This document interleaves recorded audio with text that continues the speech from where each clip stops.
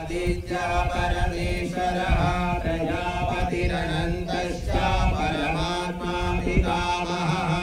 दयालुर्दिव्य आकाशो न्यायकारी बृहस्पतिः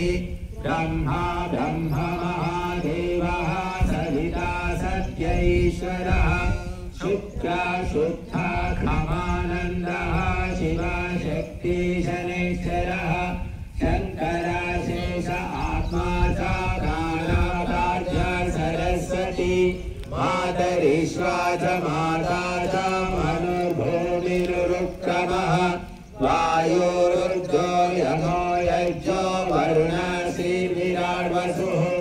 अग्निरत्ता तथा द्वैतं मनानिर्निर्गुणः प्रियः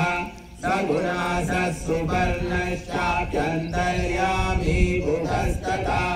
चन्द्रचिन्मित्रमाप्तश्च गरुत्मान् सर्वशक्तिमान् स्वयंभो भगवान् होता पुरुषा प्रपितामहः अक्षरस्तैजसो बन्धुः देवा देवी निरञ्जनः नित्यो नारायणः सूर्यः विश्वो विश्वम्भरः पिता कालाग्निरन्नादः इन्द्रगणपतिर्गुरुः अन्नं ज्ञानं जलं राहुः कूटस्था पृथिवीश्वरा सर्वपूर्वो जगत्कर्ता मुक्ता लक्ष्मीश्च मङ्गलम् बुद्धो हिरण्यगर्भोऽयं कुबेराकेतुः